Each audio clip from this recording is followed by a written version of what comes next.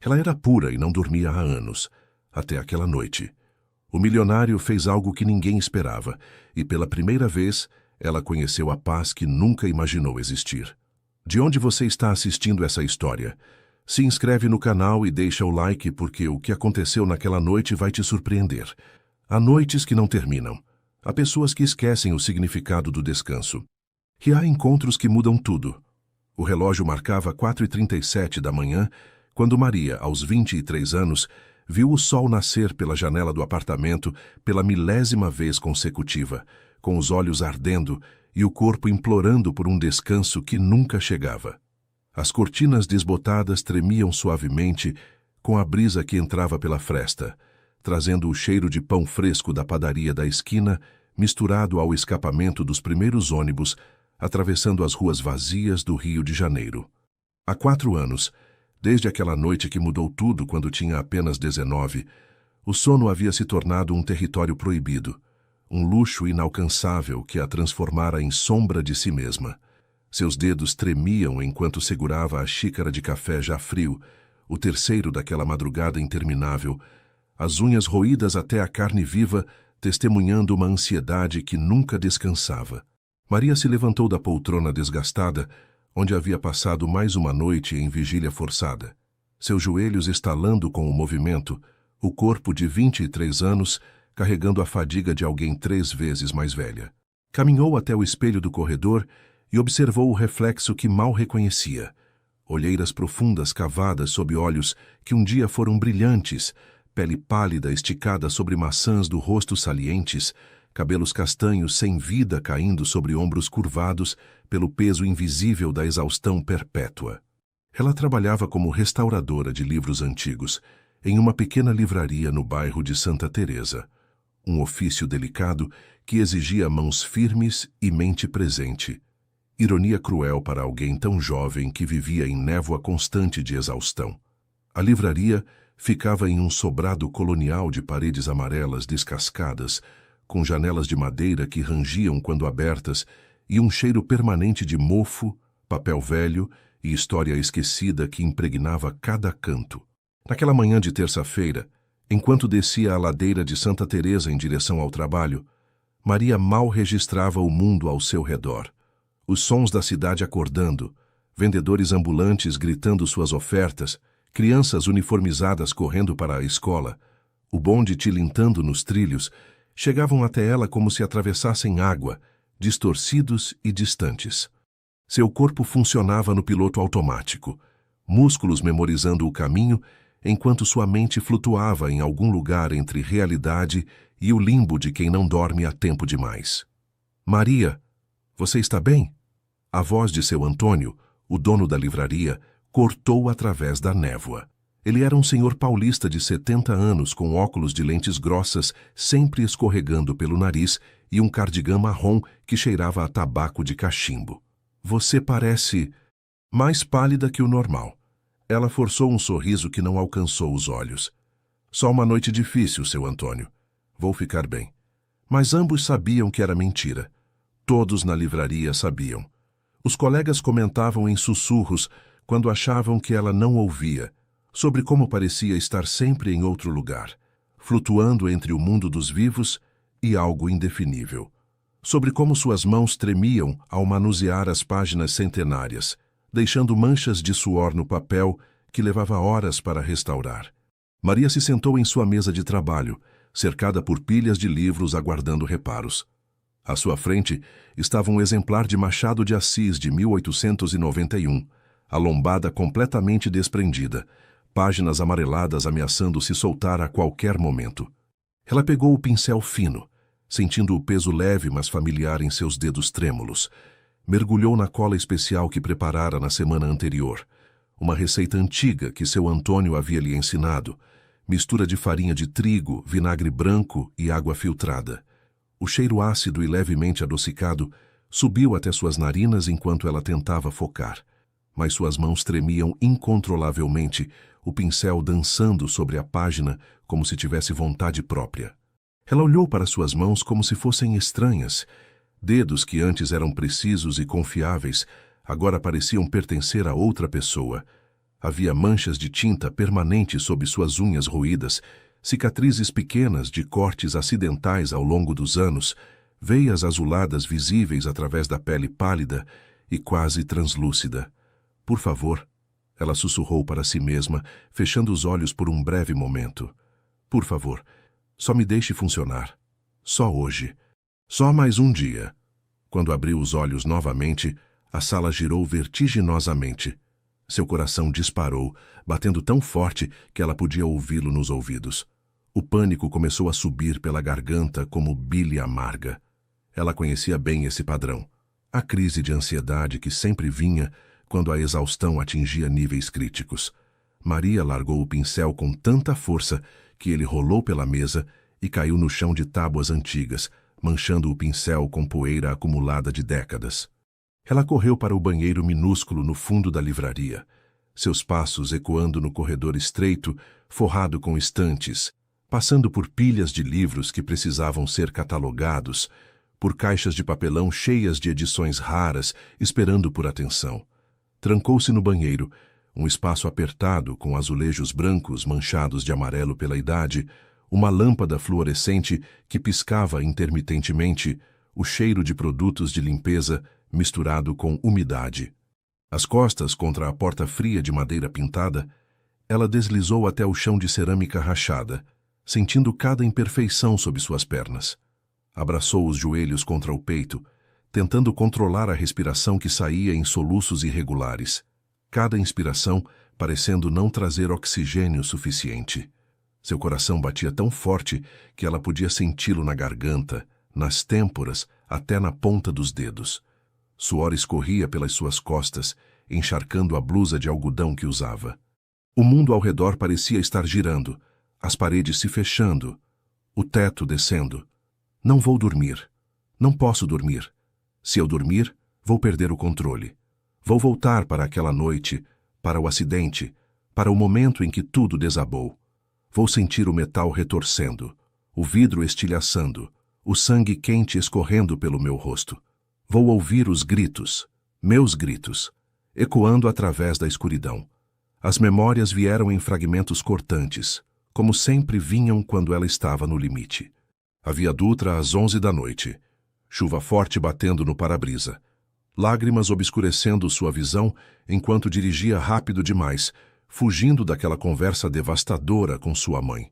As luzes vermelhas do caminhão surgindo de repente, o volante escapando de suas mãos, o som do metal se retorcendo, e então, nada. Apenas o preto absoluto e o terror de não saber se acordaria novamente. Ela havia acordado 3 dias depois em um hospital, com costelas quebradas, uma concussão severa e um trauma que se recusava a cicatrizar.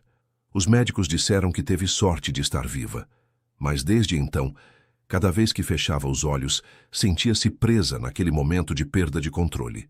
O sono significava vulnerabilidade, significava render-se, e ela havia jurado nunca mais se render a nada.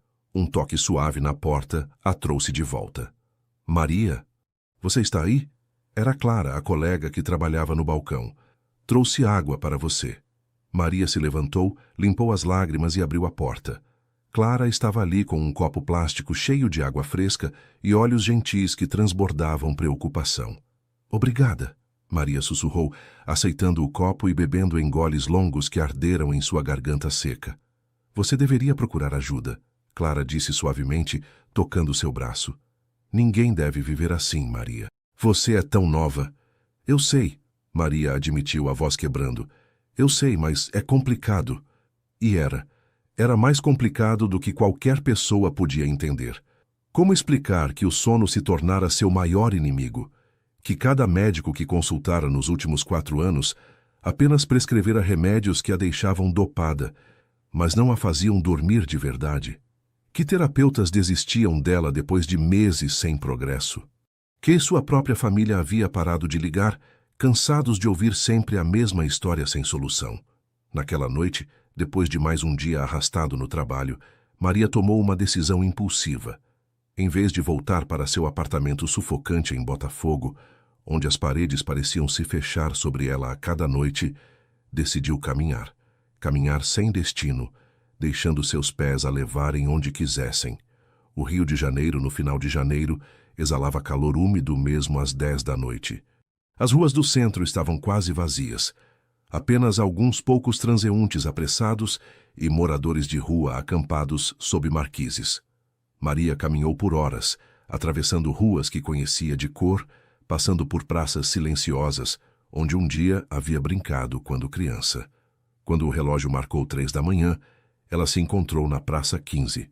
O lugar estava envolto em uma quietude quase sobrenatural, tão diferente do caos diurno, quando vendedores ambulantes enchiam cada canto e turistas fotografavam os arcos coloniais. Agora, apenas as luzes amareladas dos postes antigos criavam círculos de luz que mal afugentavam as sombras. A brisa vinda da Baía de Guanabara carregava o aroma de sal-marinho misturado com jasmim das árvores que ladeavam os caminhos de pedra portuguesa, as pedras dispostas em padrões ondulados que imitavam as ondas do mar. O ar úmido da madrugada carioca fazia sua pele arrepiar sob o casaco fino, uma peça de brechó que já tinha quando fez 20 anos, com costuras desfiando nas mangas e um botão faltando. Maria puxou o casaco mais apertado ao redor do corpo, mas não sentia realmente frio. Sentia apenas vazio, uma oca sensação de estar desconectada do próprio corpo. Ela caminhou lentamente pelos caminhos serpenteantes, seus tênis gastos fazendo barulho suave contra as pedras. As árvores centenárias se estendiam sobre ela como guardiões silenciosos, seus galhos criando padrões intrincados contra o céu noturno, onde apenas as estrelas mais brilhantes conseguiam competir com a poluição luminosa da cidade. Maria se sentou em um banco de ferro fundido, um dos antigos, com detalhes ornamentados nas laterais, tinta verde descascando em alguns lugares, revelando camadas de cores anteriores. O metal estava frio através de suas calças jeans, mas ela não se importou. Observou as águas escuras da baía refletindo as luzes da cidade como espelhos quebrados, cada onda capturando e distorcendo a luminosidade. Ao longe, podia ouvir o som de um barco cortando as ondas, o motor ronronando suavemente na quietude da noite. Mais perto, ouvia o farfalhar de folhas quando o vento passava, o ocasional carro solitário atravessando a avenida, o som distante de uma música tocando de algum bar que ainda não havia fechado. Fechou os olhos, não para dormir, nunca para dormir, mas apenas para existir naquele momento de solidão que parecia menos sufocante que as 4 paredes do seu apartamento. Respirou fundo, sentindo o ar salgado preencher seus pulmões, tentando lembrar-se de como era simplesmente estar, sem o peso constante da vigilância. Você também não consegue dormir? A voz a fez abrir os olhos abruptamente, coração acelerando com o susto. Ao seu lado, no banco, estava um homem que ela não havia percebido se aproximar. Ele parecia ter uns 40 anos, cabelos escuros com fios prateados nas têmporas, vestido com roupas caras mas despretensiosas, calça jeans escura e camisa de linho branca.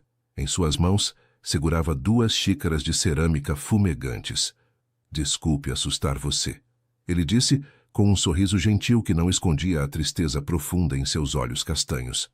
Eu vi você aqui há uns 20 minutos e reconheci alguém que também conhece bem as madrugadas intermináveis. Maria o estudou cautelosamente. Havia algo na maturidade daquele homem que transmitia segurança, mas também uma tristeza que espelhava a dela. Era como olhar para um espelho que refletia não sua aparência, mas sua essência exausta. Trouxe chá, ele continuou, oferecendo uma das xícaras. Erva cidreira. Cultivei as ervas eu mesmo. Não vai fazer você dormir. Nada faz, eu sei. Mas talvez aqueça um pouco. Ela aceitou a xícara sentindo o calor da cerâmica aquecer suas mãos geladas. O vapor subia em espirais preguiçosas sob a luz amarelada do poste, carregando um aroma herbáceo que era estranhamente reconfortante. Eu sou Rafael, ele disse, não estendendo a mão, respeitando o espaço dela. E antes que pergunte, não sou maluco nem perigoso. Apenas alguém que vem aqui toda noite há anos porque descobri que a solidão compartilhada é um pouco menos pesada que a solidão solitária. Maria tomou um gole do chá, deixando o líquido quente descer por sua garganta. Era perfeitamente temperado, não muito forte nem muito fraco, com um toque de mel que suavizava o amargor natural da erva. Maria, ela finalmente respondeu, sua voz rouca de tanto tempo sem conversar de verdade com alguém. E eu não tenho certeza se consigo explicar por que estou aqui. Não precisa, Rafael disse simplesmente. Às vezes as madrugadas são apenas para existir, não para explicar. E assim começou uma conversa que fluiu como se conhecessem um ao outro há anos. Sob o manto da noite e o testemunho silencioso das estrelas, dois estranhos unidos pela mesma maldição começaram a tecer uma conexão que nenhum dos dois entendia ainda, mas que ambos sentiam na profundidade de suas almas exaustas. Durante as 2 semanas seguintes, os encontros noturnos na Praça 15 se tornaram um ritual sagrado. Maria descobriu que seu corpo, mesmo sem dormir, ansiava por aquelas 3 da manhã, quando Rafael aparecia pontualmente, sempre trazendo 2 xícaras de chá fumegantes, e aquele sorriso que carregava segredos não ditos. Hoje é hortelã com camomila, ele anunciou na 3ª noite, sentando-se ao seu lado, como se aquele banco fosse território compartilhado há décadas. Bom para acalmar o sistema nervoso. Não que você vá dormir, ele acrescentou rapidamente, mas talvez ajude com a tensão.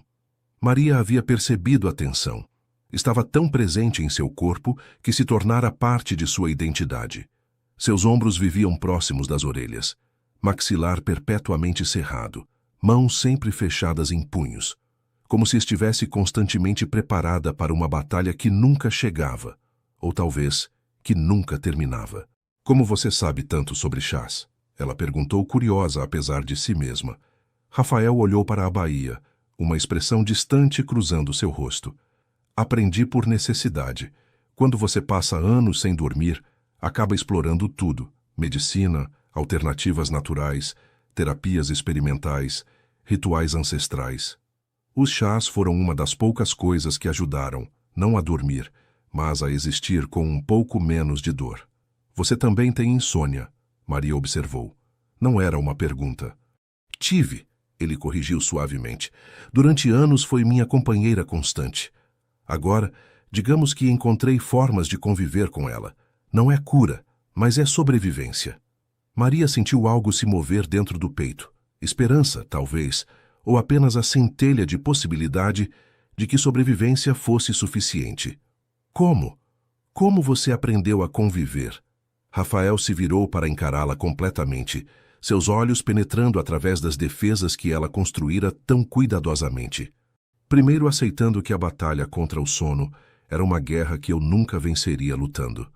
Depois, encontrando pessoas que entendiam. E, finalmente, construindo um propósito a partir do sofrimento. Que tipo de propósito? Ele hesitou, como se pesando quanto revelar. Ajudo pessoas, ele disse eventualmente. Pessoas como você, como eu. Pessoas que a medicina tradicional desistiu, que estão se afogando em sua própria exaustão. Construí um espaço para elas. Maria absorveu suas palavras lentamente, saboreando-as como saboreava o chá. Um espaço. A ideia parecia absurda e, ao mesmo tempo, desesperadamente atraente.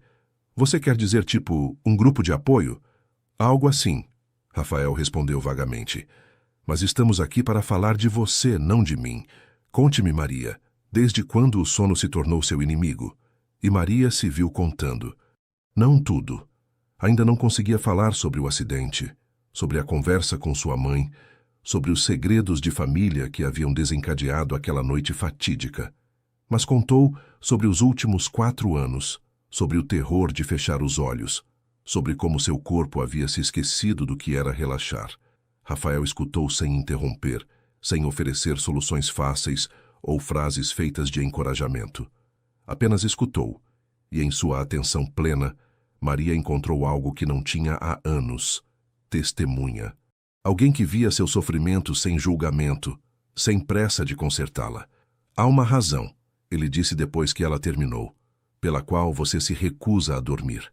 Alguma coisa que aconteceu, algo que seu corpo lembra mesmo que sua mente tente esquecer. Você não precisa me contar agora, mas saiba que seu corpo não está quebrado, Maria. Ele está tentando te proteger da única forma que sabe.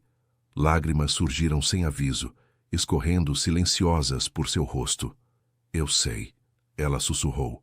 Eu sei, mas não sei como dizer a ele que está tudo bem agora, que eu não preciso mais dessa proteção. Porque talvez não esteja tudo bem ainda, Rafael disse gentilmente. E talvez você ainda precise da proteção, mas vem um momento em que a proteção se torna prisão. E reconhecer isso é o primeiro passo.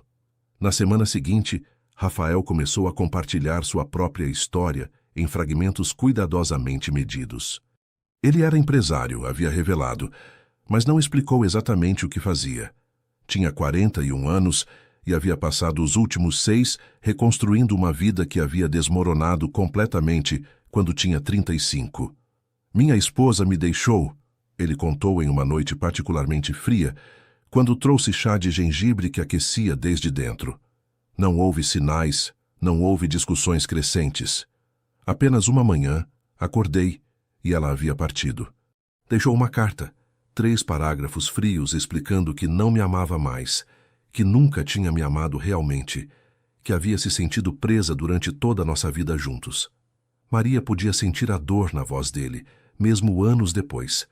Como você lidou com isso? Não lidei, Rafael admitiu com uma risada amarga. Entrei em colapso completo, perdi meu trabalho, minha casa, meus amigos. Passei 3 anos nas ruas, aqui mesmo no Rio. 3 anos onde dormir era impossível, porque cada vez que fechava os olhos via o rosto dela, lia aquela carta repetidamente na minha mente. O que mudou?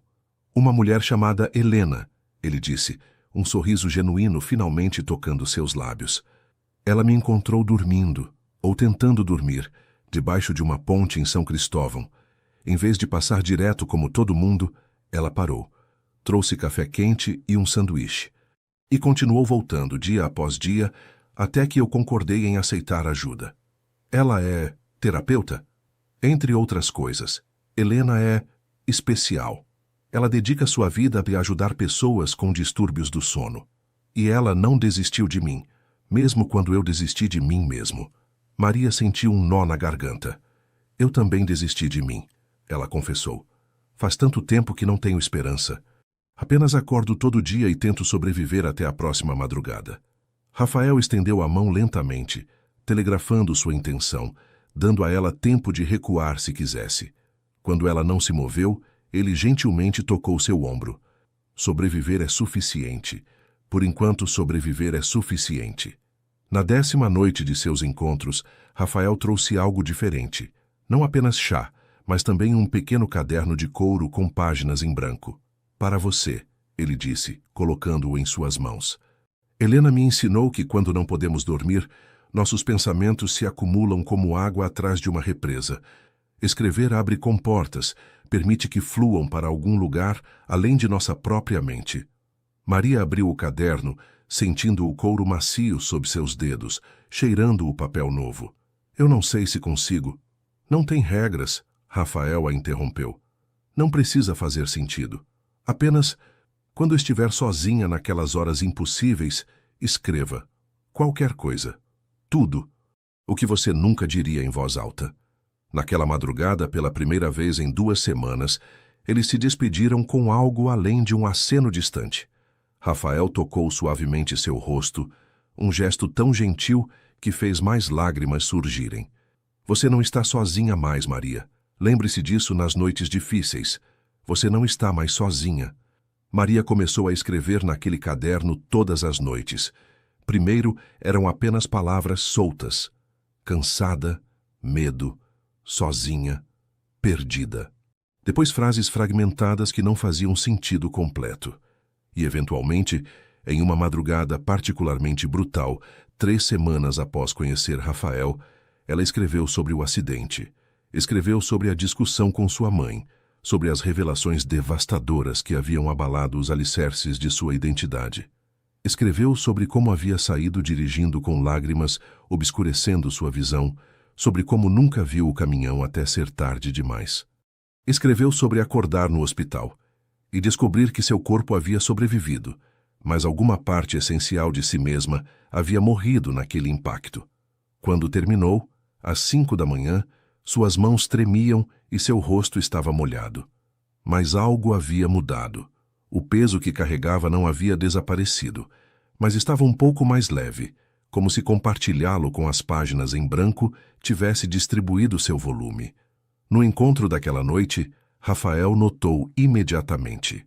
Você escreveu, ele disse, não como pergunta, mas como observação. Como você sabe? Seus ombros, ele apontou, estão 1 centímetro mais baixos, e seus olhos, ainda cansados, mas menos frágeis. Maria se surpreendeu com quão bem ele já a conhecia. Escrevi sobre o acidente, sobre o que aconteceu há 4 anos. Rafael acenou, esperando, não forçando. Eu estava fugindo, ela admitiu em voz baixa, as palavras saindo pela primeira vez em voz alta. De uma conversa com minha mãe. Ela me contou coisas sobre minha família, sobre segredos que mudaram tudo o que eu pensava saber sobre quem eu sou, e eu não consegui processar. Então dirigi, no meio da noite, chorando, sem prestar atenção, e quase morri por causa disso. Você se culpa, Rafael observou. Todo dia, cada segundo. Se eu tivesse apenas ficado, se tivesse respirado, processado, nada disso teria acontecido. E você acha que não merece dormir porque precisa se punir constantemente por aquela decisão. As palavras atingiram como soco no estômago, porque eram absolutamente verdadeiras. Maria nunca havia articulado assim, mas estava lá, claro como cristal. Ela estava se punindo. O sono era o descanso que não permitia a si mesma ter. Maria, Rafael disse, sua voz carregando urgência nova. Posso te mostrar algo? Um lugar onde talvez você possa começar a perdoar a si mesma? Que tipo de lugar? A clínica que mencionei. O espaço que construí para pessoas como nós. Fica em Petrópolis, na região serrana. É um santuário. Para mentes que não descansam e corpos que esqueceram como. Maria sentiu medo e esperança lutando dentro dela. Eu não sei se estou pronta. Ninguém nunca está pronto, Rafael disse gentilmente. Mas às vezes a disposição de tentar é suficiente. Vem comigo amanhã. Apenas para conhecer. Sem compromisso, sem pressão. Só veja o lugar. Conheça Helena. E então decida. Maria olhou para a baía, para as águas escuras refletindo as primeiras luzes do amanhecer. Parte dela queria recusar, manter-se na segurança familiar de seu sofrimento conhecido. Mas outra parte, pequena mas crescente, sussurrava que talvez, apenas talvez, existisse um caminho para fora desse labirinto. Está bem, ela ouviu-se dizer. Eu vou. O sorriso que iluminou o rosto de Rafael foi a primeira coisa genuinamente bonita que ela havia visto em muito tempo. No dia seguinte, Maria ligou para seu Antônio e pediu alguns dias de folga. Sua voz tremia ao telefone, parte dela esperando que ele recusasse, dando-lhe desculpa para desistir. Mas ele concordou imediatamente, sua voz carregando alívio evidente. Finalmente, ele disse, Maria, você precisa cuidar de si mesma. A livraria estará aqui quando voltar. Rafael passou para buscá-la às 3 da tarde. Ele dirigia um SUV preto discreto, mas claramente caro, e pela primeira vez, Maria se perguntou exatamente quão bem-sucedido ele era. As roupas simples que sempre usava escondiam uma riqueza que agora ficava evidente. A viagem até Petrópolis levou 1h30, subindo pela serra através de estradas sinuosas, ladeadas por mata atlântica densa. Rafael colocou música suave, bossa nova instrumental que preenchia o silêncio sem exigir conversa. Maria observou a paisagem mudar de urbana para verde, sentindo algo em seu peito afrouxar gradualmente à medida que se afastavam do caos do rio. A propriedade pertence à minha família há gerações, Rafael explicou enquanto dirigia. Meu avô construiu a casa principal nos anos 50. Quando reconstruí minha vida, transformei-a em... Bem, você verá. Eles passaram por um portão alto de ferro trabalhado, subindo uma entrada ladeada por árvores centenárias, cujos galhos formavam um túnel verde sobre a estrada de pedriscos. Maria podia ouvir o crocante suave sob os pneus, podia sentir o ar ficando mais fresco, perfumado com eucalipto e pinho. Quando a casa surgiu à vista, Maria ofegou involuntariamente. Não era uma mansão ostensiva, mas uma construção colonial brasileira belamente preservada, pintada em tons suaves de amarelo e branco, cercada por jardins meticulosamente cuidados, onde fontes produziam sons suaves de água corrente. Havia algo imediatamente calmante na simetria do lugar, na forma como a luz filtrava através das copas das árvores, criando padrões dançantes no chão. Bem-vinda, Rafael disse suavemente, à Clínica Serenidade. Uma mulher de uns 60 anos emergiu da entrada principal, sorrindo calorosamente. Ela tinha cabelos grisalhos presos em coque solto, vestia roupas em tons terra e seus olhos castanhos transbordavam uma gentileza que era quase palpável. Você deve ser Maria, ela disse, estendendo as mãos em vez de uma formal handshake. Rafael me contou sobre você. Eu sou Helena. Maria aceitou suas mãos, surpreendendo-se com o calor e firmeza do aperto. É um prazer conhecê-la. O prazer é meu, querida. Vamos caminhar pelos jardins enquanto conversamos? Acho que você vai gostar. Enquanto Rafael ficava para trás, Helena guiou Maria através de caminhos serpenteantes entre canteiros de lavanda, jasmim e rosas. O som das fontes o seguia, misturado com cantos de pássaros e o sussurro do vento nas folhas.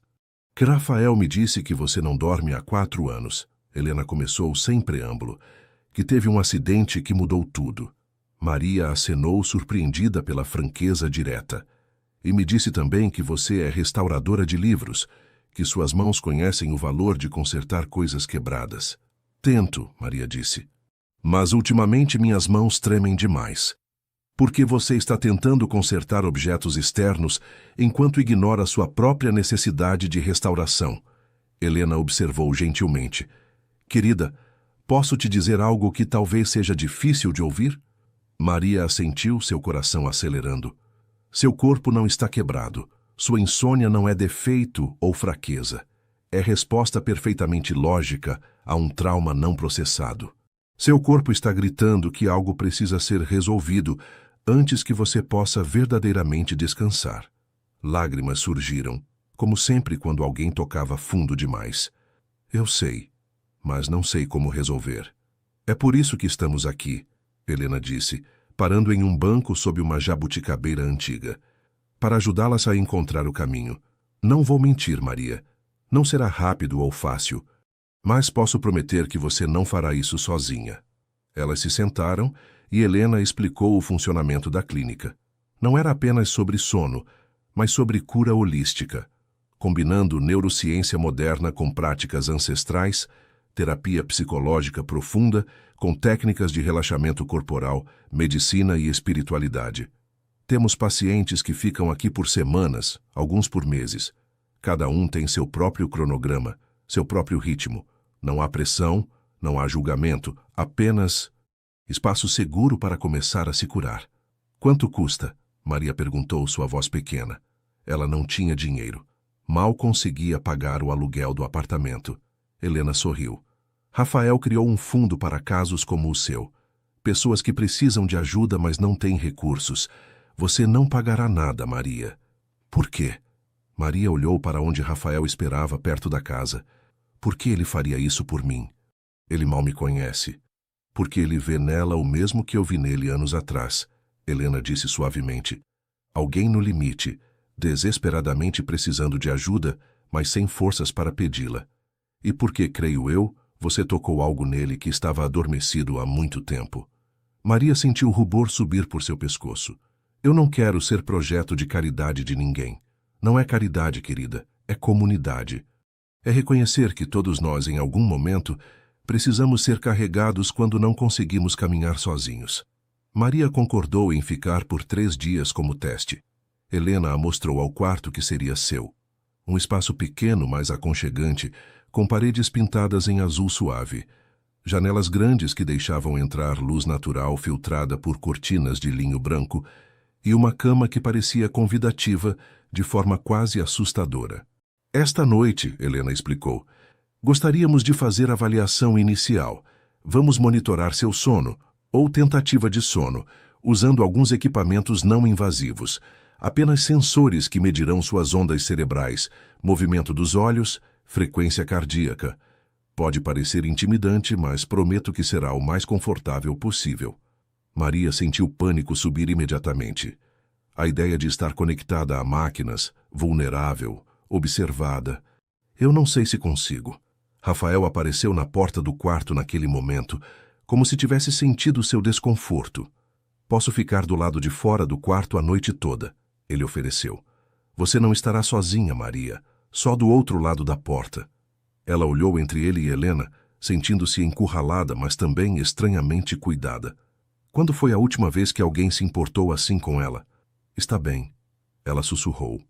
Vou tentar. Às 9 da noite, um jovem de uns 30 anos entrou. Felipe, o neurocientista da equipe. Ele tinha olhos gentis atrás de óculos de armação grossa e um sorriso que tornava os equipamentos assustadores um pouco menos intimidantes. Vou ser sincero com você, ele disse enquanto posicionava cuidadosamente os sensores em sua testa e têmporas. Provavelmente você não dormirá esta noite.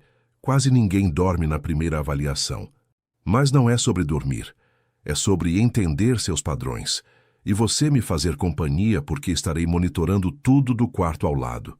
Sua honestidade era refrescante. Você também teve insônia? Maria perguntou. Por 5 anos, ele confirmou. Estresse pós-traumático depois de presenciar um acidente quando tinha 22. Passei 1 ano aqui como paciente. Agora trabalho aqui porque quero ajudar outros a encontrar o que eu encontrei. Que foi? Esperança. Simples assim. Não cura imediata, não solução mágica. Apenas esperança de que poderia existir diferente do que era. Depois que Felipe saiu, deixando-a sozinha no quarto fracamente iluminado, Maria deitou na cama. Era confortável demais. As cobertas eram macias. O travesseiro tinha a altura perfeita. O colchão parecia abraçá-la. E ainda assim, seu corpo estava rígido como tábua. Ela podia ouvir os sons noturnos entrando pela janela entreaberta. Grilos cantando, folhas sussurrando, água das fontes fluindo. Deveria ser relaxante. Em vez disso, cada som parecia amplificado, mantendo-a em estado de alerta máximo. As horas se arrastavam. 9h30. 10. 10h30. Maria olhava para o teto, contando rachaduras invisíveis na pintura, tentando não pensar em Rafael sentado do outro lado da porta, tentando não pensar em quanto ela queria dormir e quão impossível parecia. À meia-noite, ela finalmente sussurrou. Rafael, você está aí? Estou. Sua voz veio imediatamente do corredor. Sempre estive. Pode falar comigo? Sobre qualquer coisa? E ele falou. Contou sobre sua infância em Petrópolis, sobre verões passados naqueles mesmos jardins. Sobre seu avô que havia construído a casa. Sobre tradições familiares que envolviam cultivo de ervas medicinais. Sua voz grave e cadenciada fluía através da porta, envolvendo Maria como cobertor invisível. Ela não dormiu, nem por 1 segundo. Mas pela primeira vez em 4 anos, sentiu-se segura enquanto deitada. E isso, por mais pequeno que fosse, era algo. Quando amanheceu, Helena e Felipe entraram com gráficos impressos. As linhas mostravam exatamente o que Maria sentia.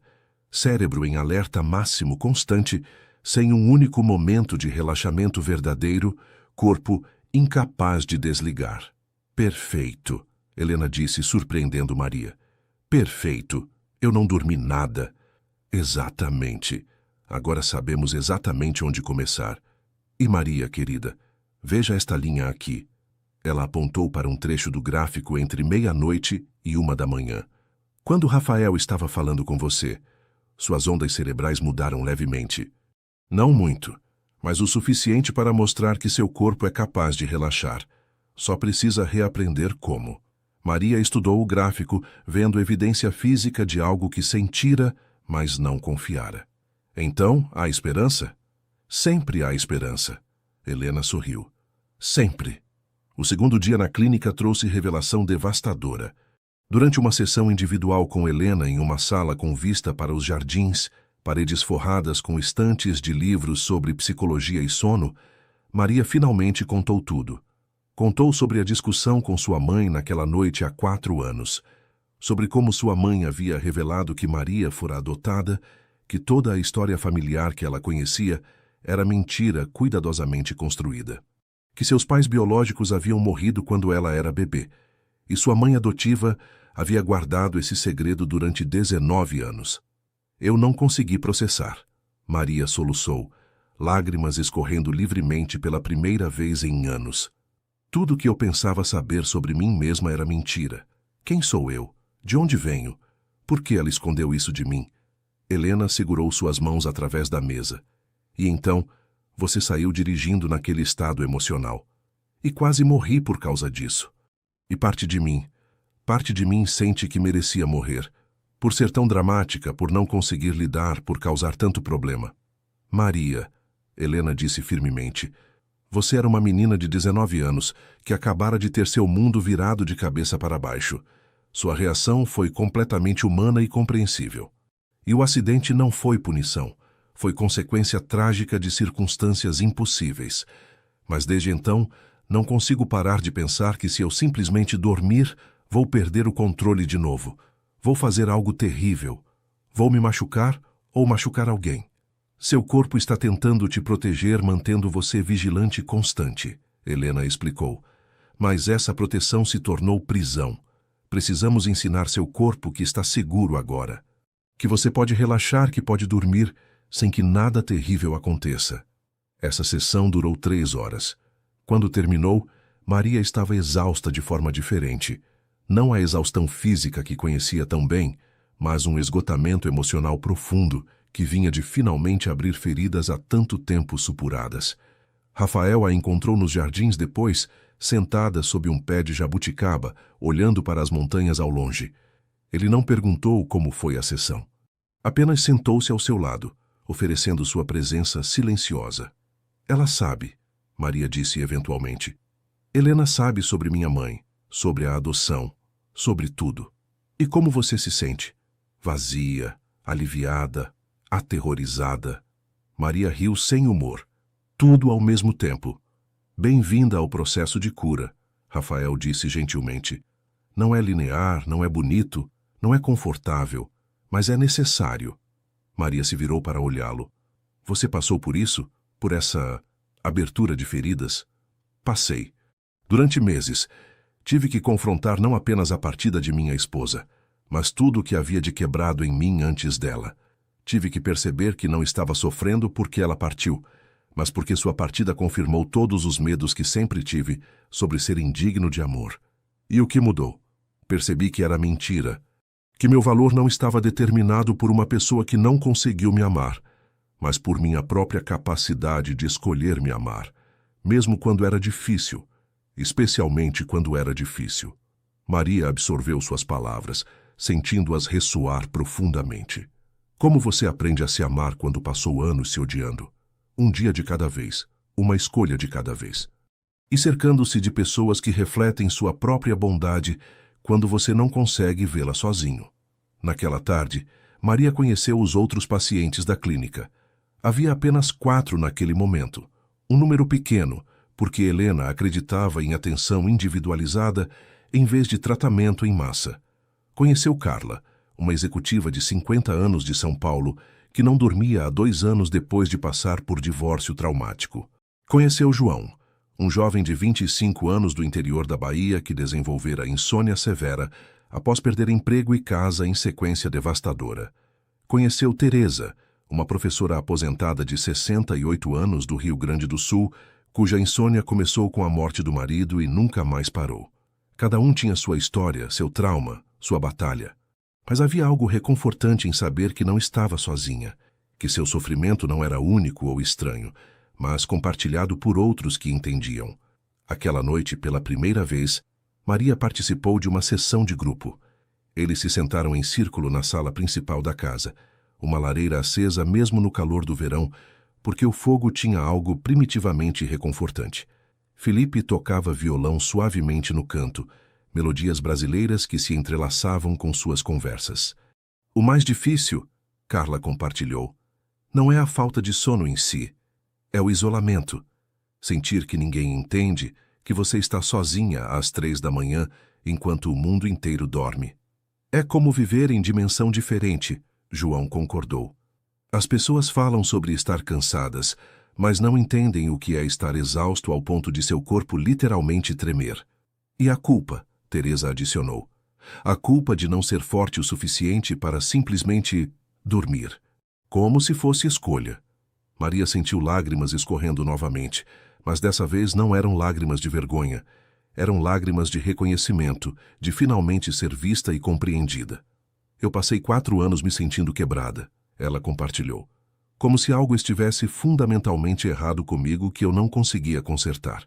Porque você estava tentando consertar a coisa errada, Rafael disse da porta, onde observava quietamente. Você estava tentando consertar o sintoma em vez da causa.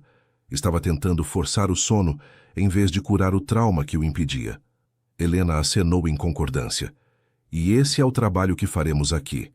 Não forçar vocês a dormir, mas criar condições onde o sono se torna possível novamente. Remover as barreiras, curar as feridas, ensinar seus corpos que está seguro descansar. Os dias na clínica seguiam ritmo cuidadosamente estruturado. Maria acordava às 7, ou melhor, levantava-se às 7, já que nunca dormia verdadeiramente. Café da manhã comunitário às 8, comida simples, mas nutritiva, preparada por cozinheira local, que usava ingredientes orgânicos cultivados nos jardins da propriedade. Às 9, sessão individual de terapia com Helena. Essas conversas eram como cirurgia emocional, cortando camadas de defesa e trauma para alcançar feridas que nunca haviam cicatrizado adequadamente. Maria falou sobre sua relação com sua mãe adotiva, sobre o ressentimento e amor entrelaçados, de forma impossível de separar. Você sente que foi traída, Helena observou em uma sessão, mas também sente culpa por se sentir assim, porque sabe que sua mãe a amava. Exatamente, Maria sussurrou. Como posso estar com raiva quando ela me deu tudo? Mas como não estar com raiva quando ela me mentiu durante 19 anos? Ambos os sentimentos são válidos. Você não precisa escolher um. Pode estar grata por ser amada e com raiva pela mentira simultaneamente. Emoções não são mutuamente exclusivas. Às 11, yoga terapêutico em uma sala com piso de madeira que rangia suavemente. O instrutor, Carlos, era mineiro tranquilo, cuja voz parecia ter qualidade naturalmente meditativa. Ele ensinava poses específicas que liberavam tensão acumulada. Torções suaves para a coluna, alongamentos profundos para os quadris, inversões modificadas que supostamente acalmavam o sistema nervoso. Maria lutava com cada pose. Seu corpo estava tão acostumado a estar tenso que relaxar em qualquer posição parecia impossível. Mas Carlos era paciente, ajustando-a gentilmente, lembrando-a de respirar quando prendia o ar sem perceber. Seu corpo esqueceu como se sentir seguro, ele explicou depois de uma aula particularmente difícil, onde Maria havia saído chorando de frustração.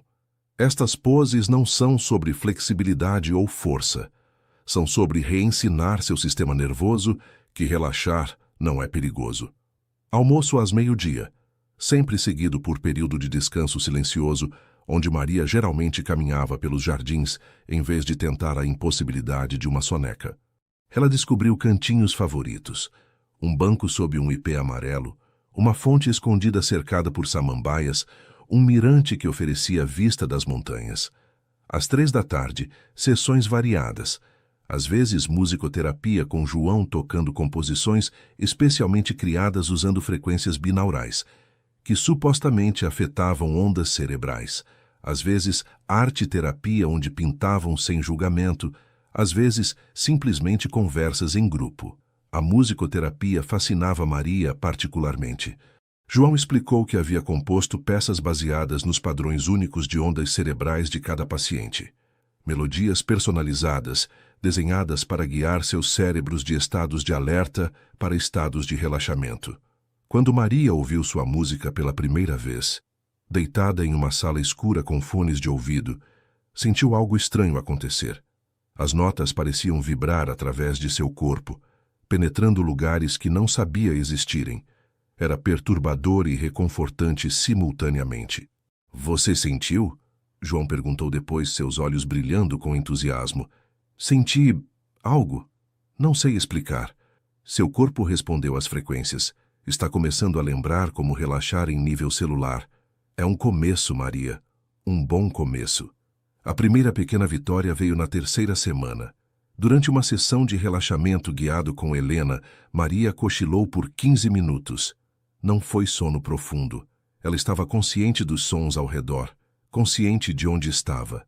Mas suas ondas cerebrais mostraram mudança. Um mergulho breve em estado teta que não atingia há anos. Quando acordou, em vez de alegria, sentiu pânico absoluto. Não, não, não. Ela ofegou, se levantando abruptamente da almofada onde estava deitada. Eu não posso fazer isso. Helena permaneceu calma, sua voz firme, mas gentil. Maria, você está segura. Nada de ruim aconteceu. Você cochilou por alguns minutos e acordou bem. Mas e se na próxima vez eu não acordar? E se eu perder o controle completamente? Então você dormirá, Helena disse simplesmente, e eventualmente acordará. Porque é isso que corpos fazem, Maria. Dormem e acordam. É ciclo natural, não algo para temer. Mas Maria estava além da razão. Ela correu para fora, correndo pelos jardins até não conseguir mais respirar, dobrando-se sobre os joelhos, ofegando como animal acuado. Rafael a encontrou assim. Sentou-se no chão ao seu lado, não tentando tocá-la ou acalmá-la, apenas estando presente. Quando ela finalmente conseguiu respirar novamente, ele falou: Eu fiz a mesma coisa. Maria olhou para ele através de lágrimas. Quando comecei a melhorar, quando consegui meus primeiros cochilos, entrei em pânico completo. Comecei a beber café escondido, a beliscar meu braço para me manter acordado durante as sessões. Fiz de tudo para autossabotar minha própria recuperação. Por quê? Porque, Rafael disse lentamente, minha insônia havia se tornado minha identidade, era a única coisa consistente em minha vida. E se eu melhorasse, quem eu seria? Quem era Rafael sem o sofrimento que me definia? Maria sentiu suas palavras ressoarem profundamente. Sim, ela sussurrou. É exatamente isso. Se eu não sou a pessoa quebrada, a pessoa exausta, quem sou eu? Você descobre, Rafael disse gentilmente. Dia após dia, escolha após escolha, você descobre. E é assustador, mas também é libertador. Essa revelação trouxe nova camada de trabalho com Helena. Não era apenas sobre processar o trauma do acidente, mas sobre reconstruir identidade além do sofrimento.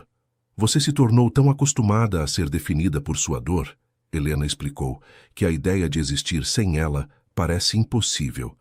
Mas Maria, você é muito mais que seu trauma.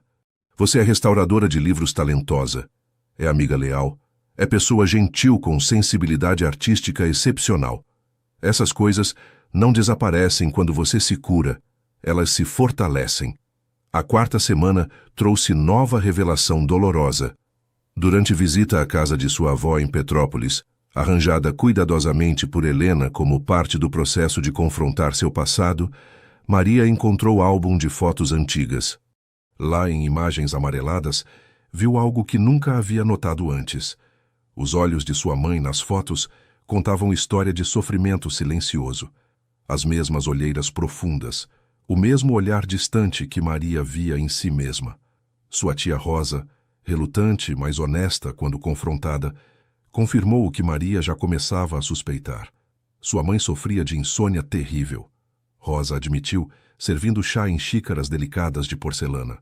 Começou pouco depois que te adotou. Ela nunca dormia mais que 2 ou 3 horas por noite. E isso mudou ela. Tornou-a irritável, distante, incapaz de se conectar emocionalmente como costumava ser. Maria sentiu o mundo inclinar sob seus pés. Por que ninguém me contou? Porque ela não queria que você soubesse. Tinha vergonha, achava que era fraqueza. E quando você começou a ter seus próprios problemas de sono depois do acidente, ela se sentiu tão culpada. Achou que tinha passado isso para você, mesmo sabendo que não era genético, já que você era adotada. Aquela noite, Maria não voltou imediatamente para a clínica. Sentou-se no jardim da casa de sua avó, olhando para as estrelas, tentando processar essa nova informação. Sua mãe havia sofrido também.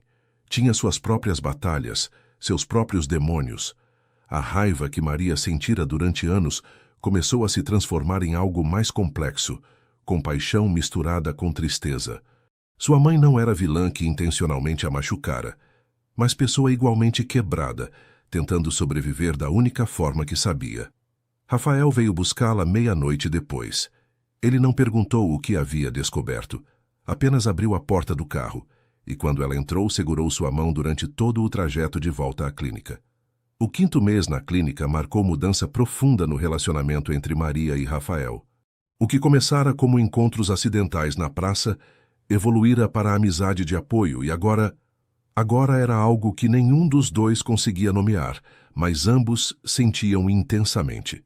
Foi durante caminhada ao pôr do sol pelos jardins que Rafael finalmente disse as palavras que vinham se acumulando há semanas. O céu estava pintado em laranjas e rosas sobre as montanhas, o perfume dos jasmins noturnos começando a despertar no ar fresco da tarde-serra. Maria, ele começou parando perto da fonte central. Preciso te dizer algo. Ela se virou para encará-lo, coração acelerando inexplicavelmente.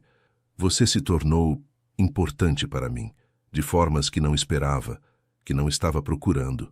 Ele passou a mão pelos cabelos, um gesto de nervosismo que ela nunca havia visto nele antes. Sei que há 18 anos entre nós. Sei que você está no meio de jornada de cura difícil. Sei que o momento não é ideal. Mas seria desonesto não admitir que meus sentimentos por você transcenderam a amizade há muito tempo. Maria sentiu o chão se estabilizar e desestabilizar simultaneamente. Parte dela havia sentido isso crescendo entre eles. Os olhares prolongados, os toques que duravam 1 segundo a mais que necessário, a forma como o coração dela reagia quando ele entrava no quarto. Mas ouvir em voz alta tornava tudo terrificantemente real. Rafael, Ela começou, sem saber como terminar. Você não precisa responder agora, ele disse rapidamente. Não estou pedindo nada, não estou esperando nada. Apenas precisava ser honesto. Mas preciso que saiba também. Sua recuperação vem primeiro. Sempre. Não vou deixar meus sentimentos interferir em seu tratamento.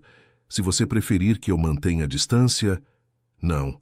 Maria o interrompeu, surpresa com a firmeza em sua própria voz. Não quero que mantenha a distância. Então o que você quer? Ela respirou fundo. Honestamente? Não sei, sinto algo por você. Algo profundo e assustador. Mas tenho medo, Rafael.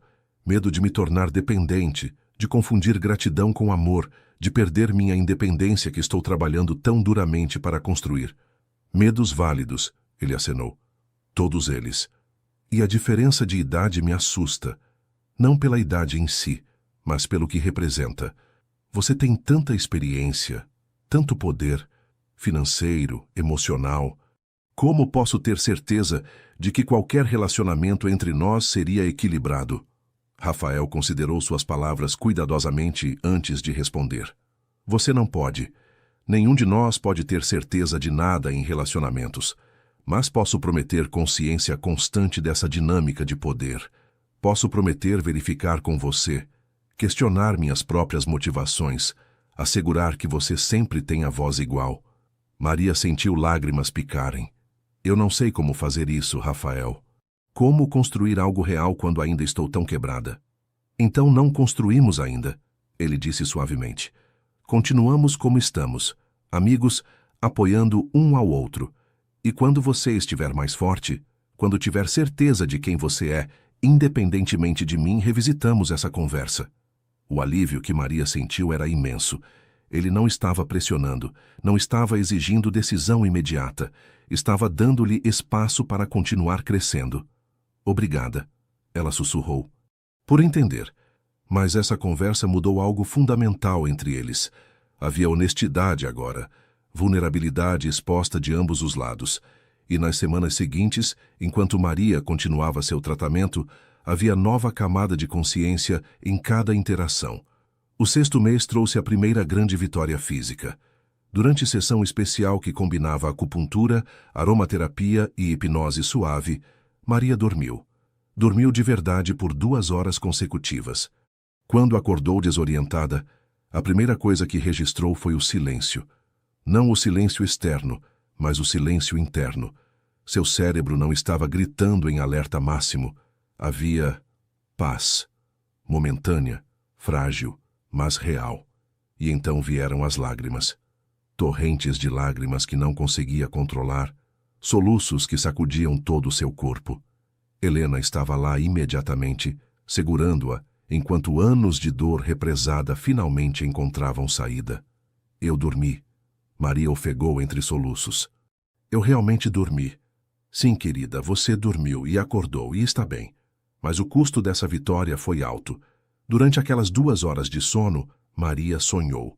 Sonhos vívidos e intensos sobre o acidente, reviver em detalhes cinematográficos o momento do impacto. O som do metal retorcendo, o gosto de sangue, o terror de não saber se sobreviveria. Nos dias seguintes, os pesadelos se intensificaram. Cada vez que conseguia cochilar, os sonhos voltavam, cada vez mais vívidos. Maria começou a temer o sono novamente, não pela perda de controle, mas pelo que enfrentaria quando fechasse os olhos. É parte do processo, Felipe explicou, mostrando-lhe gráficos que mapeavam seus padrões de sono. Seu cérebro está finalmente processando o trauma.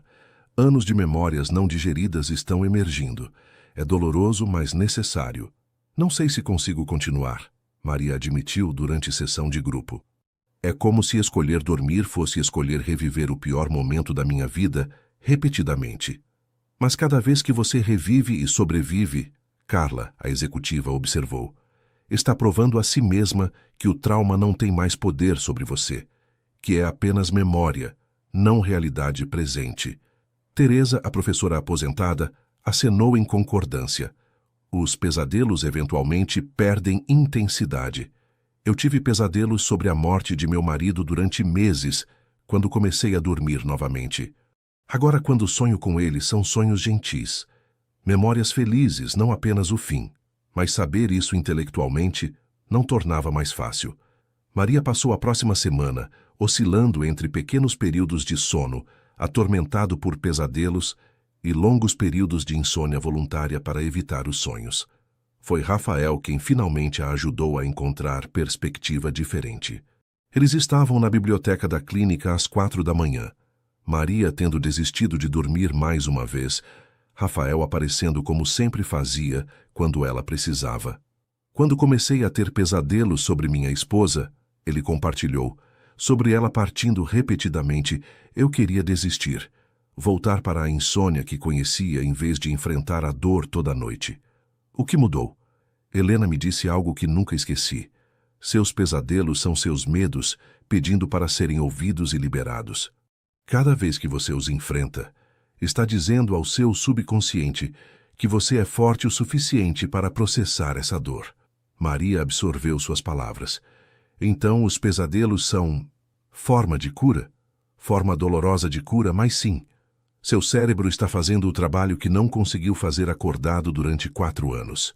Armada com essa nova perspectiva, Maria decidiu enfrentar os pesadelos em vez de evitá-los. Começou a escrever sobre eles em seu caderno cada vez que acordava, dando palavras às imagens, tirando-lhes poder através da articulação. E lentamente, gradualmente, os pesadelos começaram a mudar. Ainda eram sobre o acidente, mas agora incluíam elementos novos. Às vezes, Rafael aparecia no sonho, ajudando-a a sair do carro. Às vezes, era Helena ou os outros pacientes. Às vezes, ela simplesmente acordava no sonho, consciente de que era apenas sonho, capaz de mudar o roteiro. Você está começando a processar, Helena celebrou quando Maria compartilhou isso. Seu subconsciente está integrando todo o trabalho que fizemos aqui. Os pesadelos estão se transformando em ferramentas de processamento em vez de apenas reviver trauma. O 7º mês trouxe o que todos temiam, recaída severa. Depois de 2 semanas dormindo 4 horas por noite consistentemente, Maria de repente parou de dormir completamente. 3 noites seguidas sem um único minuto de sono, o corpo voltando a estados de alerta máximo que pensava ter deixado para trás. A decepção era esmagadora. Todo o progresso foi inútil. Ela chorou durante sessão de emergência com Helena. Estou de volta onde comecei, nada mudou. Mas mudou. Helena insistiu firmemente. Recaídas são parte natural do processo de cura, Maria. Seu cérebro precisa de tempo para criar novos padrões neurais. Cada passo à frente, mesmo seguido de passos atrás, está lentamente reconstruindo sua capacidade de dormir. Mas Maria estava além de consolação racional. Sentiu como se estivesse se afogando novamente, toda a esperança que havia construído desmoronando em pó. Foi naquela terceira noite de recaída que aconteceu o momento mais transformador. Rafael a encontrou chorando sozinha na biblioteca da clínica às 4 da manhã, cercada por livros antigos que trouxera de casa para se confortar. Primeiras edições de Cecília Meirelles e Clarice Lispector, que sempre a acalmavam. Em vez de tentar consolá-la com palavras vazias ou forçar otimismo, ele simplesmente sentou-se no chão ao seu lado e começou a ler em voz alta. Escolheu o poema de Cecília sobre solidão e renascimento, sua voz grave e cadenciada, preenchendo o silêncio da madrugada. Eu canto porque o instante existe, e a minha vida está completa. Não sou alegre, nem sou triste. Sou poeta. As palavras lavaram sobre Maria como onda gentil. Ela fechou os olhos, não com intenção de dormir, mas apenas para absorver melhor a poesia, para deixar que vibrasse através dela. E então, sem perceber a transição, ela adormeceu. Não foi sono induzido por técnicas ou terapias. Foi sono natural, nascido do simples ato de se sentir completamente segura na presença de alguém que a aceitava totalmente, inclusive em seus momentos de maior fragilidade. Quando acordou 3 horas depois, com a cabeça apoiada no ombro de Rafael e o livro caído no chão entre eles, Maria soube que algo fundamental havia mudado. Ela não havia dormido porque tentou, ou porque seguiu o protocolo, ou porque usou técnicas específicas. Havia dormido porque finalmente, depois de anos, sentiu-se segura o suficiente para se render. Você dormiu. Rafael sussurrou, sorrindo suavemente. Eu sei. Maria não conseguia parar de sorrir, mesmo com lágrimas escorrendo por seu rosto. Simplesmente aconteceu. Helena mais tarde explicaria que essa era a chave que estavam trabalhando em direção todo o tempo. Não forçar o sono através de força de vontade ou técnicas, mas criar condições internas onde o sono se tornasse possível naturalmente. Você finalmente confiou, Helena disse. Não apenas em Rafael, mas em si mesma. Confiou que poderia dormir e acordar, que estaria bem. Essa confiança é fundação de tudo. O 8º mês marcou o início da transição de volta à vida normal. Maria começou a trabalhar meio período na livraria novamente, viajando entre Petrópolis e Rio conforme necessário, ainda morando na clínica, mas reconectando com o mundo exterior. Seu Antônio chorou quando a viu. Você está viva novamente, ele disse abraçando-a fortemente. Seus olhos estão vivos. E estavam. Maria podia sentir a diferença cada dia, não apenas nas horas de sono que finalmente conseguia, 5 a 6 horas por noite agora, mas em como experienciava o mundo. Cores pareciam mais brilhantes, sons mais claros, sabores mais ricos. Era como se tivesse vivido sob filme de névoa durante 4 anos e ele finalmente estivesse se levantando. Clara, sua colega, organizou pequena celebração no almoço. Apenas algumas pessoas da livraria, sanduíche simples e bolo caseiro. Mas para Maria significava tudo. Significava que tinha comunidade, pessoas que se importavam, vida além de sua batalha com o sono. Você vai ficar? Seu Antônio perguntou depois da celebração. Trabalhando aqui, quero dizer. Porque se vai, preciso começar a procurar substituição. Maria considerou cuidadosamente. Parte dela queria retornar completamente, mergulhar de volta na vida antiga como se nada tivesse mudado. Mas sabia que era impossível. Ela havia mudado. Tudo havia mudado. Vou ficar, ela decidiu. Mas preciso de flexibilidade. Ainda estou em tratamento, ainda tenho noites difíceis. Não posso prometer rotina completamente normal. Então não prometa, seu Antônio disse gentilmente. Você faz o que pode, quando pode, e quando não pode, descansa. Simples assim. Aquela noite, Maria teve conversa longa com Helena sobre próximos passos. Você está pronta para começar a voar sozinha, Helena observou. Não completamente. Ainda precisa de apoio, check-ins regulares. Mas não precisa mais estar aqui tempo integral. Tenho medo, Maria admitiu. E se recair completamente quando estiver sozinha? Então você terá recaída e lidaremos com ela. Mas Maria, você construiu ferramentas durante esses meses. Sabe como acalmar seu sistema nervoso. Sabe como processar emoções difíceis. Sabe quando pedir ajuda. Você não é mais a pessoa que chegou aqui 7 meses atrás.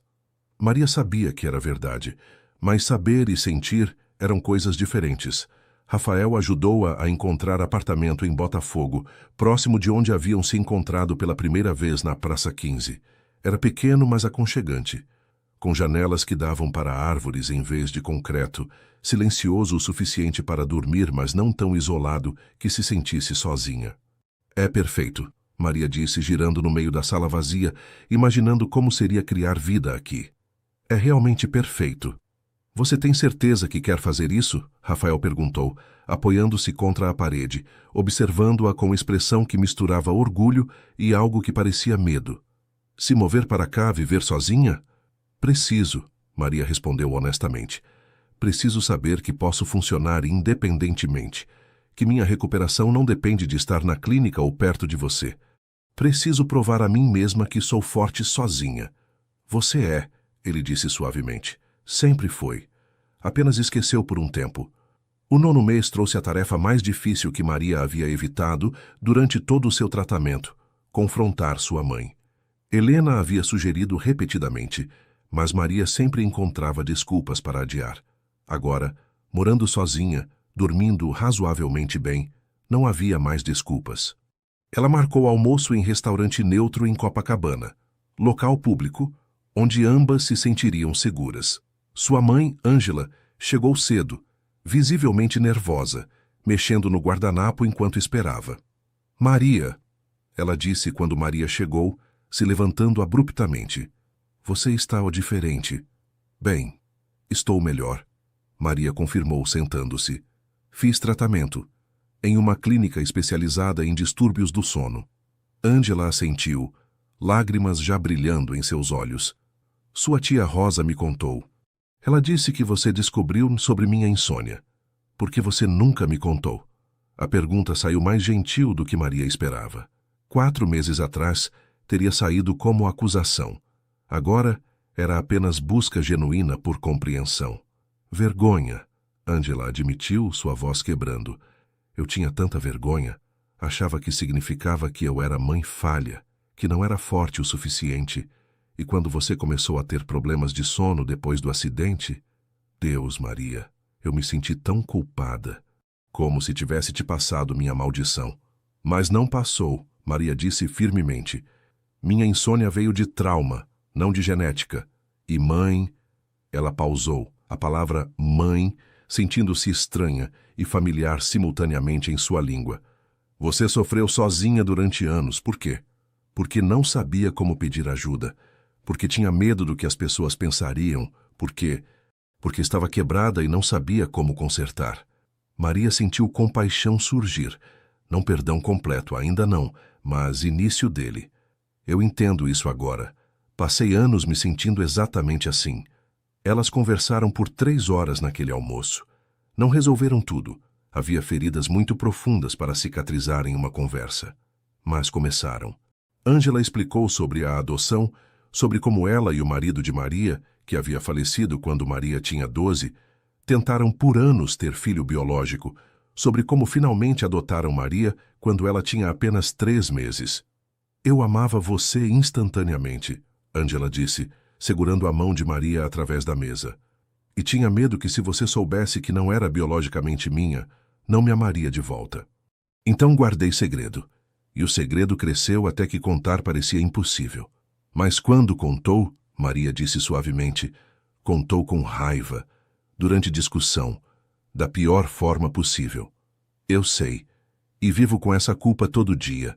Se eu tivesse contado diferente, em momento diferente, talvez você não tivesse saído dirigindo. Talvez o acidente nunca tivesse acontecido. Ou talvez tivesse, Maria respondeu. Não podemos saber. Podemos apenas lidar com o que é, não com o que poderia ter sido. Essa conversa não trouxe reconciliação completa, mas trouxe algo igualmente valioso: compreensão mútua de duas mulheres igualmente quebradas, finalmente vendo uma a outra como seres humanos falíveis em vez de apenas mãe e filha, carregando expectativas impossíveis. 3 semanas depois do almoço com sua mãe, Rafael convidou Maria para jantar. Não na clínica, não em local público, mas em seu próprio apartamento no Rio, espaço que ele raramente compartilhava com alguém. Maria sabia o que o convite significava. Era momento de finalmente endereçar o que havia entre eles, de tomar decisão sobre se permitiriam que seus sentimentos se transformassem em algo mais. O apartamento de Rafael era surpreendentemente aconchegante para alguém tão bem-sucedido. Sim, era espaçoso e bem localizado, com vista para a Baía de Guanabara. Mas estava decorado com gosto pessoal, em vez de designer de interiores.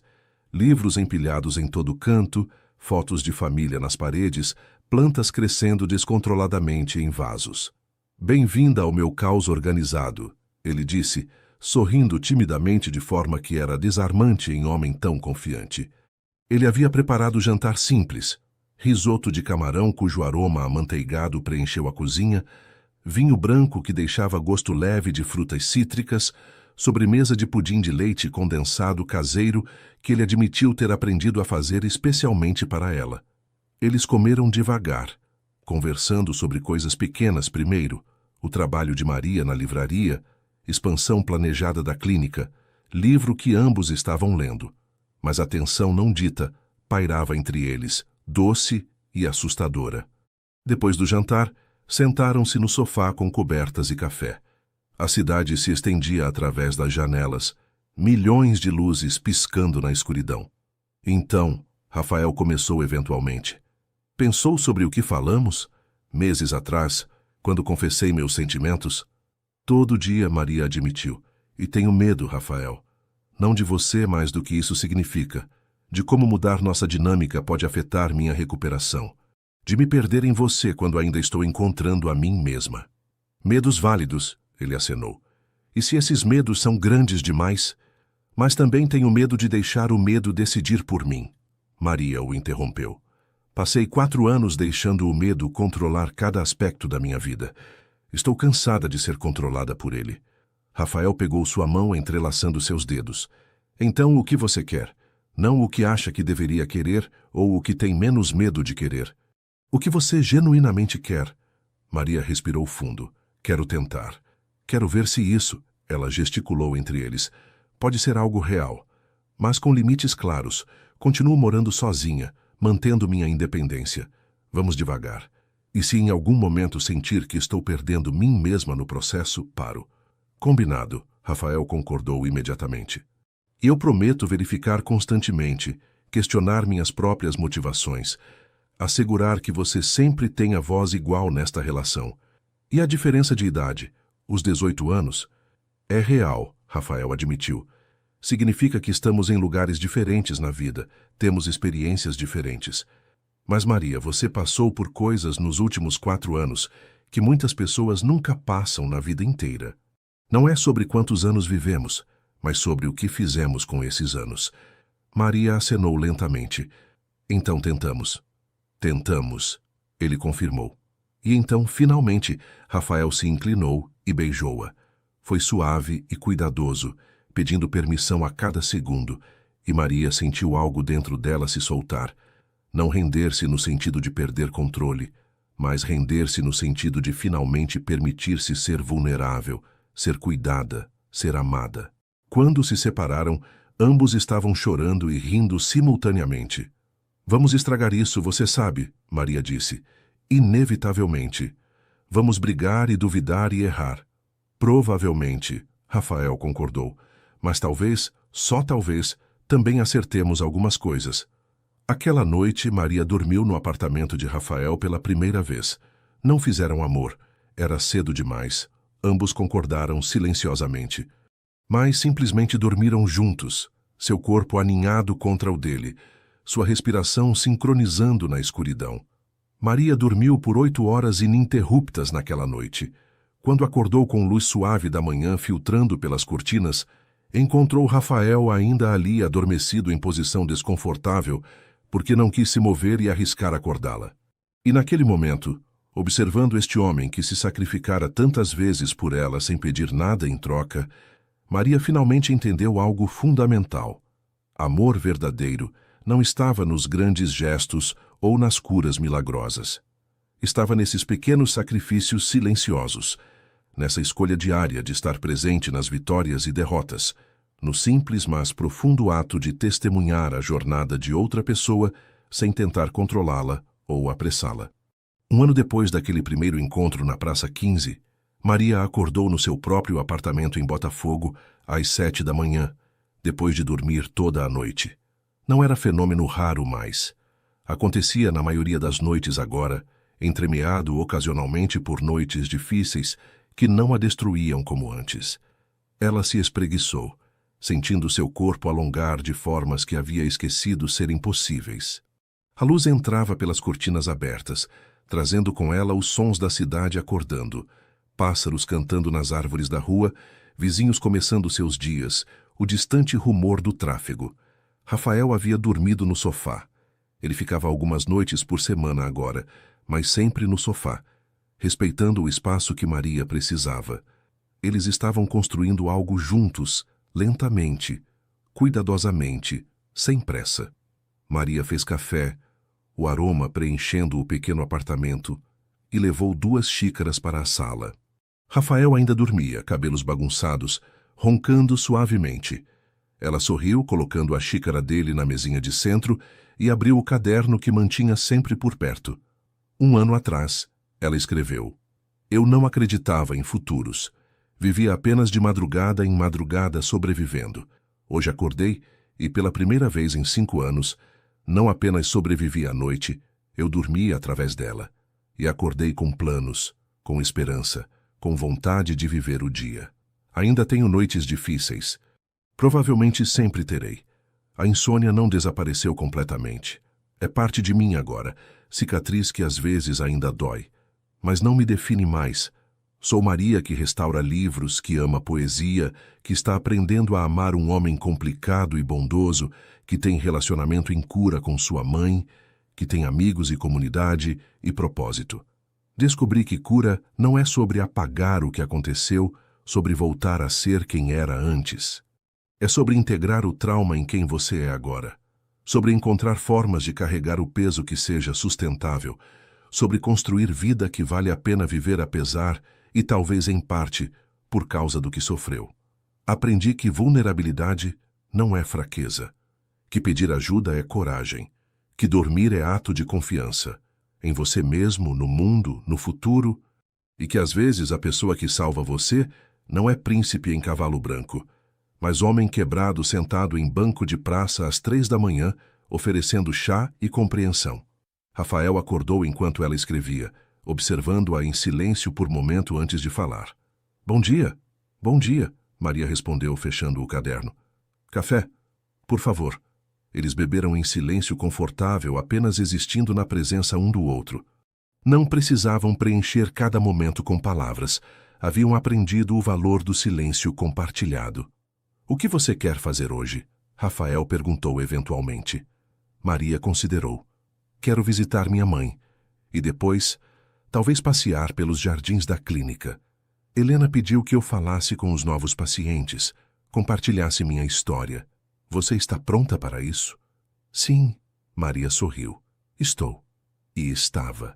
Durante o ano passado, enquanto curava, Maria havia descoberto novo propósito: ajudar outros que lutavam como ela lutara. Começou voluntariando na clínica algumas horas por semana, facilitando grupos de apoio, compartilhando sua jornada com aqueles que estavam apenas começando as suas. Mais tarde naquele dia, sentada em círculo com 5 novos pacientes da Clínica Serenidade, cada um com olhos que contavam histórias familiares de noites intermináveis, Maria contou sua história. A sala estava banhada pela luz dourada do fim de tarde, que entrava pelas janelas amplas, criando um ambiente que era simultaneamente íntimo e seguro. O cheiro de lavanda dos difusores misturava-se com o aroma de chá de camomila que Helena havia preparado para todos. Ela não escondeu nada. Falou sobre o acidente, descrevendo com detalhes que antes teria sido impossível compartilhar. O momento exato em que viu as luzes vermelhas do caminhão, como o tempo pareceu desacelerar enquanto tentava virar o volante, o som ensurdecedor do impacto, que ainda ecoava em seus ouvidos quando permitia que a memória emergisse completamente. Falou sobre acordar no hospital, sobre a enfermeira de plantão que segurou sua mão enquanto ela gritava de pânico ao perceber que tinha perdido 3 dias de sua vida em inconsciência forçada. Contou sobre os primeiros meses depois do acidente, quando a insônia era ainda novidade aterrorizante, as noites passadas caminhando pelo apartamento em círculos infinitos, o desespero crescente a cada amanhecer que chegava sem que tivesse dormido um único minuto, a solidão esmagadora de viver em dimensão temporal diferente do resto do mundo. Falou sobre os anos de sofrimento que se seguiram, sobre médicos que não entendiam, que prescreviam medicamentos que a deixavam dopada, mas não a faziam dormir de verdade, sobre terapeutas que eventualmente desistiam quando seus métodos não funcionavam, sobre como perdeu amigos que não compreendiam por que ela nunca podia sair à noite, porque estava sempre exausta demais para qualquer atividade, por que se tornara sombra de quem costumava ser. Mas também falou sobre esperança, sobre aquela primeira noite na Praça 15, quando Rafael apareceu como anjo improvável trazendo chá e compreensão sem julgamento. Sobre pequenas vitórias que pareciam insignificantes, mas eram monumentais. O primeiro cochilo de 15 minutos, a primeira noite de 2 horas de sono, a primeira vez que acordou sem pânico imediato. Compartilhou sobre recaídas devastadoras, sobre noites em que todo o progresso parecia ilusório, sobre a tentação constante de desistir e aceitar que a insônia seria sua companheira permanente até o fim de seus dias. Não vai ser fácil, ela disse fazendo contato visual com cada pessoa no círculo. A jovem de 20 anos que mordia as unhas nervosamente, o homem de meia idade cuja esposa o havia deixado por não conseguir mais lidar com suas noites em claro, a mulher mais velha que chorava silenciosamente enquanto Maria falava. Haverá dias em que você quer desistir. Dias em que progresso parece impossível. Quando você olha para trás e tudo que vê é uma trilha de tentativas fracassadas e esperanças esmagadas. Ela pausou, permitindo que suas próprias emoções viessem à superfície. Lágrimas que agora podiam fluir livremente sem vergonha. Mas posso prometer isto, com cada fibra do meu ser. Você não está sozinho nesta jornada. Nesta sala, nesta clínica, há pessoas que entendem exatamente o que você está sentindo, porque já estivemos lá. E dia virá. Talvez daqui a meses, talvez anos, talvez quando você menos esperar, quando você acordará e perceberá que dormiu a noite toda. E naquele momento, você entenderá que cada noite difícil, cada lágrima, cada momento de desespero, contribuiu para construir a fundação dessa vitória. E esse dia, meus amigos, fará cada momento impossível valer absolutamente a pena. Uma jovem de 20 anos, recém-chegada, levantou a mão timidamente. Como você sabe? Como pode ter certeza que melhoraremos? Não posso, Maria admitiu honestamente. Não posso garantir que será igual para você. Mas posso dizer que cada pessoa aqui, ela gesticulou para Helena, Felipe, Rafael, observando da porta, já esteve onde você está. E cada um de nós encontrou caminho para fora. Os caminhos são diferentes para cada pessoa, mas todos levam à mesma direção, para a frente. Depois da sessão, Maria caminhou sozinha pelos jardins da clínica. As estações haviam mudado. Era outono agora, folhas começando a dourar nas árvores, ar com leve frieza que anunciava inverno chegando. Ela parou na fonte central, aquela onde Rafael havia confessado seus sentimentos, e fechou os olhos. Podia ouvir o som da água, o vento nas folhas, vozes distantes de pacientes e terapeutas. Podia sentir o sol morno em seu rosto, a brisa fresca em seus braços, o chão sólido sob seus pés. Estava presente, completamente presente, de formas que não conseguia ser durante anos. Obrigada, ela sussurrou para o universo. Para qualquer força havia guiado seu caminho até aqui. Obrigada por não desistir de mim quando eu desisti de mim mesma. Rafael a encontrou ali como sempre parecia encontrá-la nos momentos importantes. Ele não falou, apenas estendeu a mão. Maria a aceitou, entrelaçando seus dedos, e juntos caminharam de volta para a casa principal. Naquela noite, Maria teve jantar com sua mãe pela primeira vez no apartamento que dividia às vezes com Rafael. Ângela trouxe bolo caseiro e histórias sobre a infância de Maria, que antes eram dolorosas demais para compartilhar. Elas riram e choraram, não apagando o passado, mas construindo ponte sobre ele. "Você está feliz?" Ângela perguntou antes de partir, segurando o rosto de Maria entre suas mãos. "Sim", Maria respondeu, surpresa ao perceber quão verdadeiro era. "Pela primeira vez em muito tempo, estou genuinamente feliz." "Me perdoa?" Ângela sussurrou, lágrimas escorrendo. "Estou te perdoando", Maria corrigiu gentilmente. "Um dia de cada vez." Depois que sua mãe partiu, Maria e Rafael se sentaram juntos no sofá, cobertos por manta que a avó de Maria havia tricotado. Cada ponto feito com mãos artríticas, mas amorosas.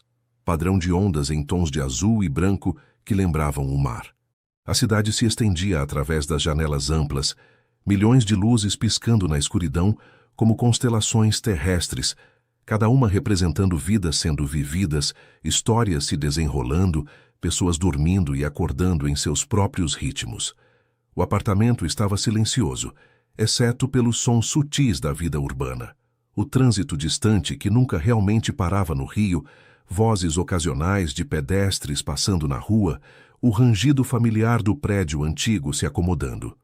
Mas dentro daquele espaço que Maria havia tornado seu, havia paz. Uma paz que ela teria achado impossível 1 ano atrás, inconcebível 6 meses atrás, e agora era sua realidade cotidiana. "Rafael?" Maria disse suavemente, sua cabeça apoiada em seu ombro, sentindo o sobe e desce de sua respiração. "Sim, amor."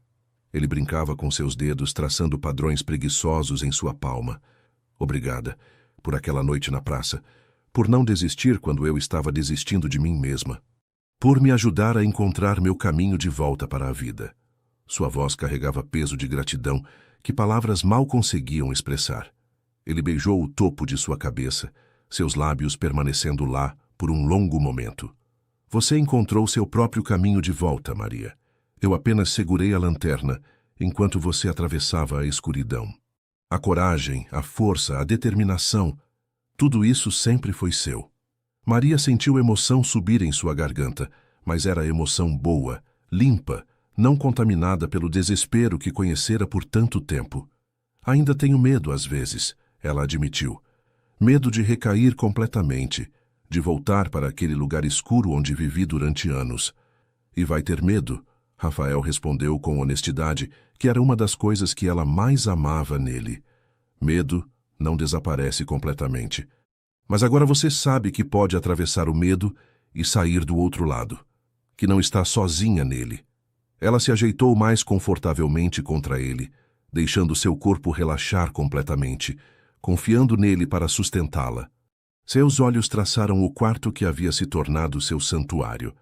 As prateleiras que Rafael havia instalado, repletas de livros que ela estava restaurando para colecionadores, fotos emolduradas de momentos capturados durante o ano passado, ela e Helena rindo nos jardins da clínica, o grupo de pacientes celebrando a primeira noite completa de sono de Teresa, Rafael ensinando-a a cultivar ervas em vasos na pequena varanda.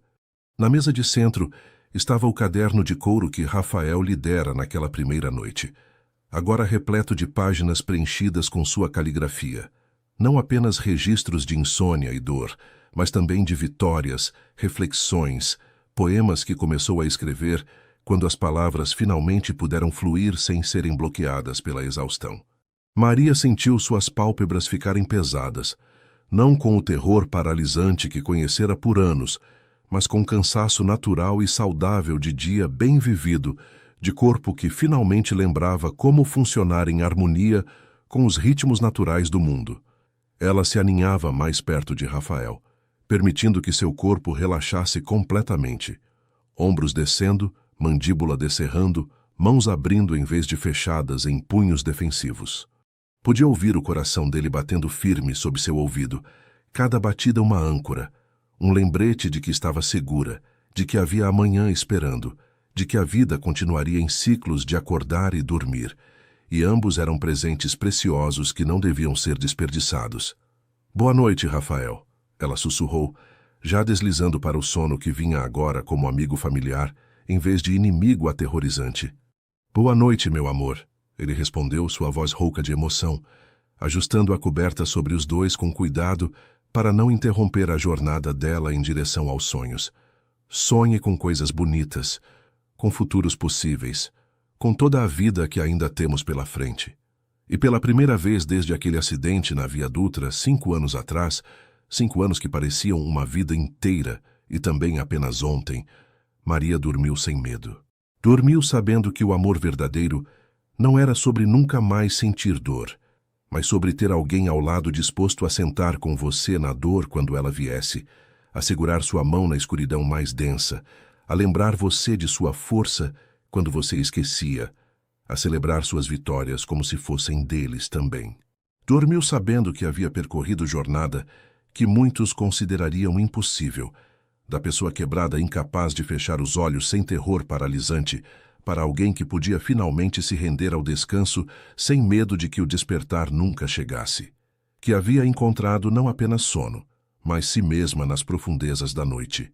Não apenas cura, mas propósito que nascia justamente de ter sobrevivido ao inferno da insônia. Não apenas sobrevivência, mas vida abundante que valia a pena ser vivida completamente, abraçada com toda a intensidade que apenas quem quase a perdeu poderia verdadeiramente apreciar. E quando o sol nascesse na manhã seguinte, como sempre nascia, fiel e constante, Maria estaria lá para vê-lo. Não porque ficara acordada a noite inteira, mas porque teria dormido e acordado naturalmente, pronta para abraçar novo dia. Porque finalmente, depois de 1000 madrugadas em vigília forçada, Maria havia aprendido a mais importante lição de todas, que a verdadeira coragem não era em nunca se render, mas em saber quando era seguro se entregar, que às vezes a coisa mais corajosa que podemos fazer é simplesmente fechar os olhos, confiar e deixar o sono nos levar para casa.